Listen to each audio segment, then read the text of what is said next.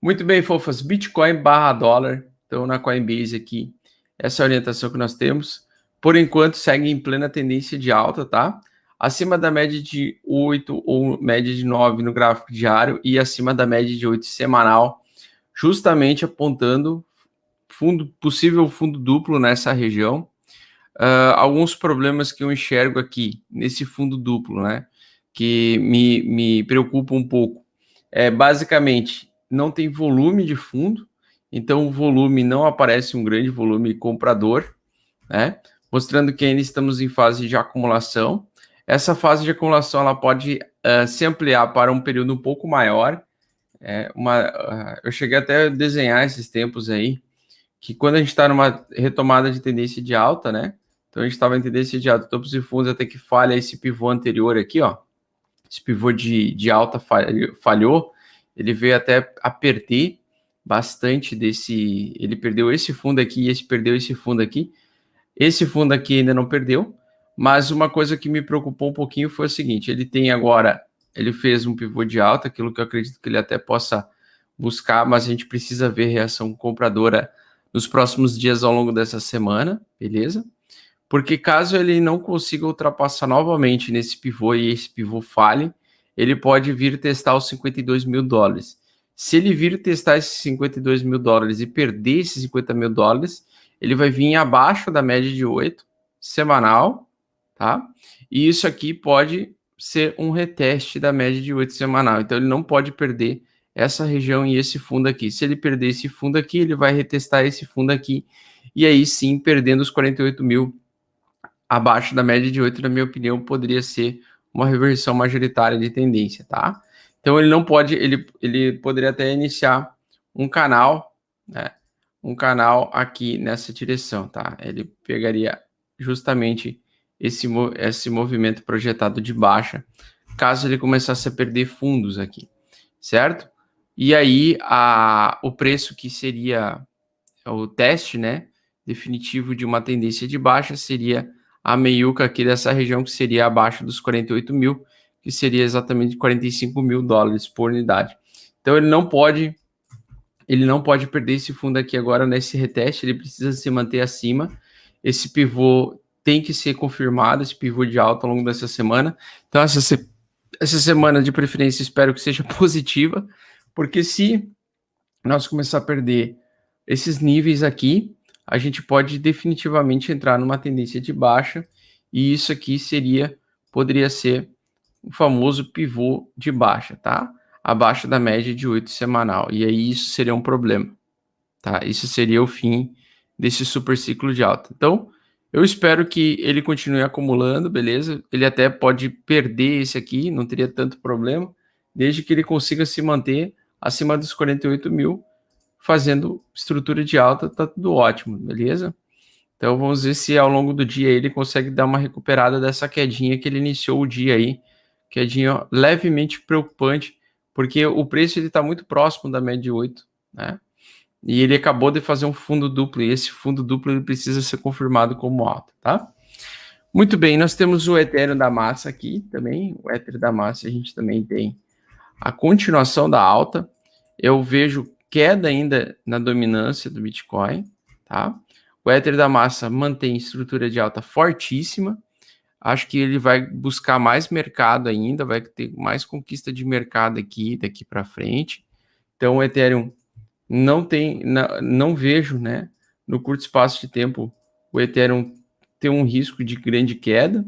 Pelo contrário, acredito que a alta do Ethereum ela é justificada pelo fundamento, né, por um forte fundamento de atualização, de melhoria do protocolo, e também o protocolo em comparação com a blockchain do Bitcoin, onde você só tem a capacidade de comprar, guardar e transferir dinheiro, né? O Ethereum já tem um protocolo onde possui uma blockchain de desenvolvedores, onde tem desenvolvimentos de ferramentas financeiras e descentralizadas. E aí isso vai fazer com que muita gente use o Bitcoin, converta Bitcoin em WBTC para travar dentro das blockchain do Ethereum, em protocolos inteligentes, em contratos inteligentes, e lá movimente financeiramente vários tipos de projetos diferentes, fazendo com que a atenção e busca por esse ativo aumente constantemente, tá? Litecoin BTC, fofas. Litecoin BTC segue em forte tendência de alta, tá? Nós estamos muito próximos de estourar essa tampa aqui. Esse era o primeiro alvo que eu tinha marcado aqui no gráfico, tá? Então ele tocou na linha vermelha, teve uma pequena recusada. Pode ser que ele recue a partir desse ponto aqui um pouquinho, beleza? Para voltar a testar a média de 8. Então ele pode ter uma quedinha a partir desse ponto aqui. Essa seria a região onde foi o antigo suporte, que agora pode funcionar como uma primeira resistência, para o preço fazer uma tentativa de um pivô de alta, onde ele pode vir buscar então a média de 8, perder um pouco da verticalidade, né? E depois continuar subindo. Então, a expectativa é que a Litecoin tenha um pequeno recuo no curto prazo, consiga se manter acima da média de 8, se mantendo acima da média de 8, faz pivô de alta para romper essa região aqui que funcionou como um dos principais suportes e resistências da Litecoin perante ao Bitcoin, tá? Na minha opinião, ele vai fazer sim uma impulsão quase que vertical aqui, até porque agora é o momento das altcoins jurássicas, né? Quais são as altcoins jurássicas? Então vamos colocar o CoinMarketCap aqui. As altcoins que eram do passado lá, que foram explosivas no passado, agora elas podem ganhar vez, né? Coisa que está acontecendo com a Dogecoin, tá? Então a Dogecoin está subindo bem, a Cardano segue em alta também, segue agora retomando tendência forte de alta. A Litecoin também, tá? Então esses são os protocolos jurássicos, né? Já está quase $400 por unidade, já rompeu o topo histórico anterior em dólar, se eu não me engano. Acho que ela rompeu o seu topo histórico, então ela está em momento de descobrimento de preço frente a dólar, não frente a Bitcoin, beleza?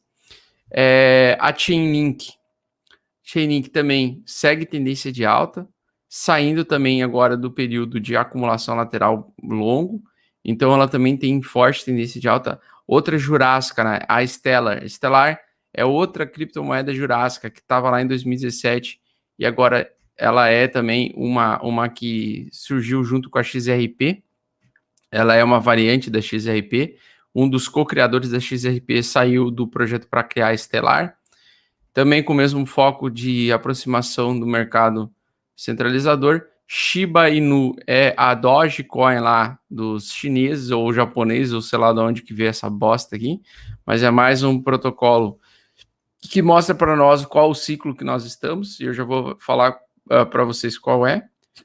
Aí os ressurgindo das cinzas também, todas elas Monero, todas elas que são jurássicas, que são lá do tempo da casa do caralho, estão voltando a subir. Anel a mesma coisa, entre várias outras aí das antigas, das jurássicas. Vamos ver se tem mais uma jurássica aqui que eu consiga identificar. Uma que eu estou comprando e guardando é a Avax, tá, pessoal? Que tem esse ecossistema também de comunicação de cross-chain e multi-chain, que também não tem tantos tokens assim em circulação, e ao mesmo tempo é um projeto que lembra muito bem o projeto Cosmos, né? E na minha opinião está subvalorizado também. A Aves voltando a subir depois de um longo processo de acumulação. Deixa eu ver outra que é jurássica, essa Decred. A Decred também é outra que é jurássica. Então, assim, eu tô vendo... Cara, tem até a Bitcoin Gold retomando, né? Quando eu vejo Bitcoin Gold, Bitcoin Diamond subindo, entre esses outros projetos... Né? Deixa eu ver a IOTA aqui. Cadê a IOTA? Cadê a IOTA? A IOTA ressurgindo das cinzas também, né? A IOTA é outra que caiu muito forte. Ó, ressurgindo das cinzas. Ela vai buscar os 5, 6 dólares por unidade. Ela tá no meio da retomada de alta dela aí. Mas é outra jurássica que voltou do nada a ter vida, né? Olha só, ela ficou por um longo período de mais de 3 anos estabilizada entre 50 e 25 centavos. E agora ela está tentando retomar a tendência forte de alta, né? Então as jurássicas é a vez das altcoins jurássicas.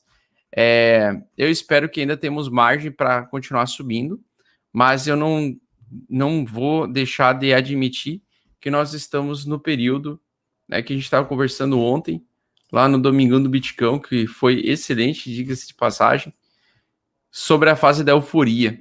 Então, nos ciclos, na psicologia de ciclos de mercado, se a gente for ver, a gente saiu da fase de descrença, já entramos na fase de esperança, que foi em julho do ano passado, depois a fase de otimismo, que foi final do ano passado, de crença, e a thrill agora, que foi em janeiro até fevereiro ou março.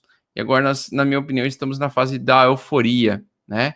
A fase da euforia é a fase, cara, eu sou um gênio, todos nós vamos ficar ricos, é só comprar qualquer porcaria que a gente vai ficar rico, é só comprar Doge, Shiba Inu e não sei o que a gente vai ficar multimilionário.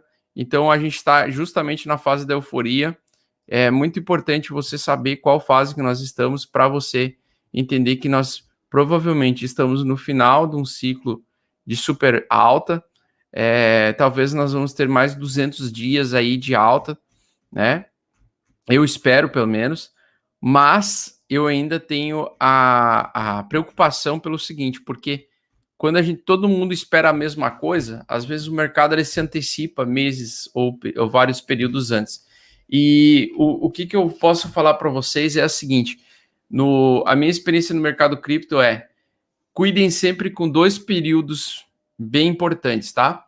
Todo mês de março e todo mês de setembro são meses complicados para o mercado cripto. Então, mês de março e mês de setembro, historicamente, são meses muito difíceis. Esse ano, mês de março, ele foi um ano até tranquilo, perto dos outros meses, mas mesmo assim, durante o mês de março, rolou muita acumulação e muita gente perdeu muita grana no mercado de futuros, tá?